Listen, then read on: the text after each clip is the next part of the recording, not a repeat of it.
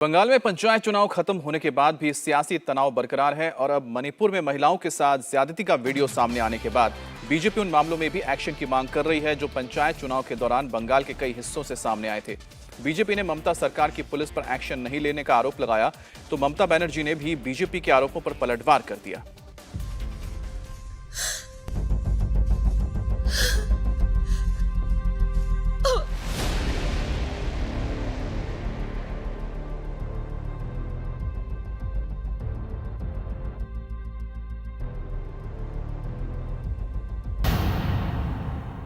बंगाल की सियासत में निशाने पर महिलाएं। हम लोग भी महिला है, हम लोग भी चाहते हैं कि हमारा बेटियों लोग को बचा ले।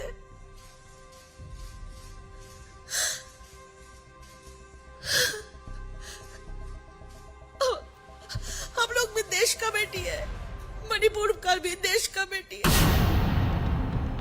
बंगाल में मणिपुर जैसा कांड, देश की बेटी को इंसाफ कब?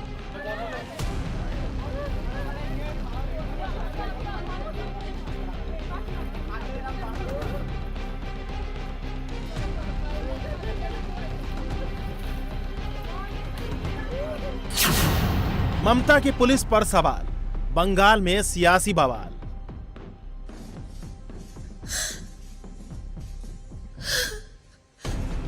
मणिपुर की बेटियों के साथ ज्यादती का वीडियो सामने आने के बाद देश में उबाल है, लेकिन बंगाल में महिलाओं के साथ हुई हिंसा का जिक्र करते हुए बीजेपी सांसद लॉकेट चटर्जी मीडिया के सामने रो पड़े। उसका वीडियो तो सामने नहीं आया, लेकिन एफआईआर कॉपी वारदात की तस्दीक कर रही है। एक के बाद एक घटना घट रही है, लेकिन पश्चिम बंगाल का मुख्यमंत्री महिला होके भी चुप है। आप लोग बोलिए, हम लोग कहां जाएंगे? जुलाई महीने में जब पंचायत चुनाव में पूरा बंगाल सियासी हिंसा की आग में जल रहा था, तब हावड़ा के पांचला में मानवता को शर्मसार करने वाली वारदात हुई और इस घटना का पूरा ब्यौरा पंचला थाने में एफआईआर में दर्ज है। 8 जुलाई को चुनाव के दिन एक महिला कैंडिडेट की साड़ी फाड़ी गई। महिला कैंडिडेट को निर्वस्त्र होने के लिए मजबूर किया गया। महिला कैंडिडेट की छाती पर लाठी डंडे से हमला किया गया। कपड़े फाड़ने के बाद महिला कैंडिडेट को धक्के मारकर पोलिंग बूथ से बाहर कर दिया गया। बंगाल में मणिपुर जैसी घटना का आरोप ममता बनर्जी की पार्टी तृणमूल कांग्रेस के जिन नेताओं पर लगा है, उनके नाम हेमंत राय, नूर आलम, एसके अल्फी, रणवीर पांजा संजू, सुकमल पांजा हैं।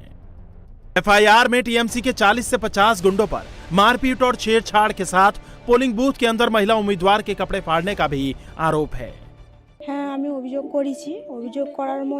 हाँ, मैंने पुलिस में शिकायत की थी। 8 जुलाई को सुबह 11 बजे से पोलिंग बूथ पर बहुत हंगामा हो रहा था। मैं उस मतदान केंद्र में मौजूद थी क्योंकि मैं बीजेपी उम्मीदवार हूँ। उस समय टीएमसी के कुछ लोगों ने मेरे बाल पकड़े और मेरी साड़ी खींची। फिर मतदान केंद्र के आसपास तोड़फोड़ की गई। ऐसी घटनाएं पिछले पंचायत चुनावों में भी हुई थी और इस बार भी दोहराई गई। मुझे ऐसा चुनाव नहीं चाहिए। मैं नहीं चाहती कि यहाँ आतंक हो। मैं इससे ज्यादा कुछ भी नहीं बोलना चाहती हूँ। मैं अभी घबराई हुई हूँ। आप पुलिस की बात कर रहे हैं, उस दिन पुलिस वालों की भी पिटाई हुई थी। पुलिस नीचे ही मार खेয়ে চলে গেছে।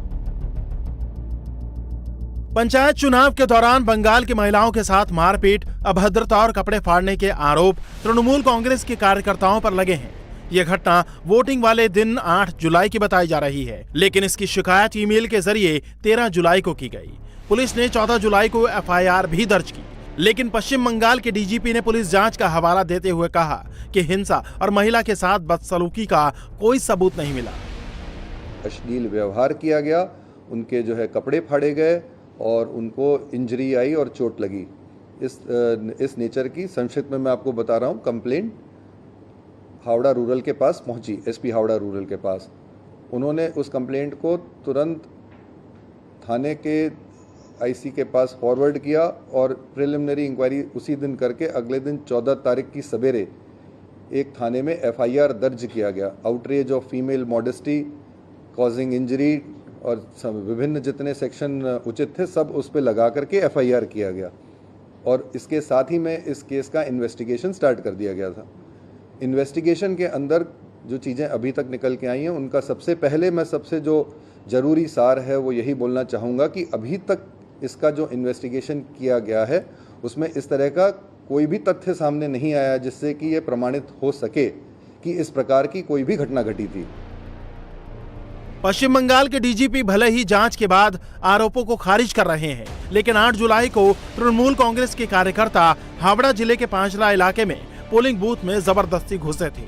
इसकी तस्वीरें भी सामने आई थी, जिसमें टीएमसी वर्कर उग्र थे और नारेबाजी कर रहे थे।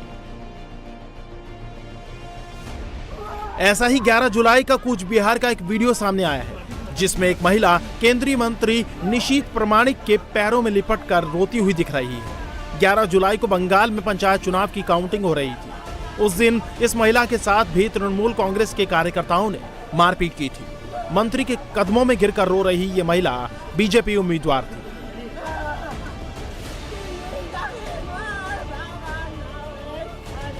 अब बीजेपी सांसद लॉकेट चटर्जी इन्हीं आंसुओं का हिसाब बंगाल की सीएम ममता बनर्जी से मांग रही हैं। पश्चिम बंगाल बाहर नहीं है, पश्चिम बंगाल देश में ही है। प्रधानमंत्री जी कल मणिपुर का घटना के लिए कल बोला, लेकिन सब राज्यों को बोला, हमारे सब बेटियों लोगों के लिए बोला कि सब राज्यों में कानून व्यवस्था स्ट्रांग होना चाहिए। सिर्फ मणिपुर का बेटी नहीं, देश का बेटी है वो। तो हम भी चाहते हैं कि हमारे लिए भी कुछ बात आप लोग करें। कुछ दिन पहले बीजेपी ने एक फैक्ट फाइंडिंग कमेटी को कूच बिहार समेत बंगाल के अलग अलग जिलों में भेजा था। बीजेपी सांसद रविशंकर प्रसाद उस कमेटी के चीफ थे। रविशंकर प्रसाद ने कहा कि बंगाल में महिलाओं और बीजेपी वर्कर्स के साथ ऐसी हिंसक घटनाएं हुई हैं जो मानवता को शर्मसार करने वाली है। एक मधुमिता मंडल हमारी उम्मीदवार इतना मारा गया, वो गांव से भागी हुई है। उसकी गर्भवती बहू को जो पीटा गया, वो रोने लगी मेरे हाथों में आकर, पूरे घर को तोड़ दिया गया। मैंने देखा उसको। एक बच्चा दास करके याद आता है, उसके हाथ पर फरसा से हमला किया गया, इतना छोटा बच्चा। और मैं कुछ बिहार गया था, वहां पर एक को इतना कसकर मारा गया कि उसकी आंख की रोशनी चली गई। और उस समय उसने कहा कि सर मेरे घर पर टीएमसी हमला कर रही है, बचाइए।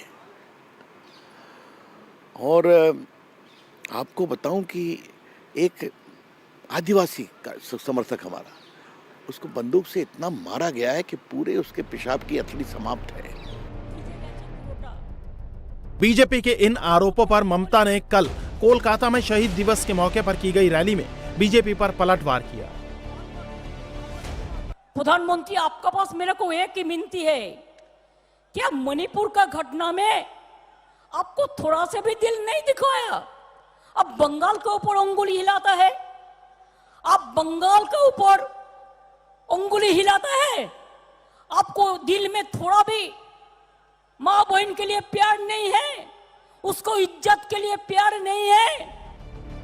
मणिपुर से लेकर बंगाल और बिहार तक महिलाओं के साथ बर्बरता पर सियासत हो रही है।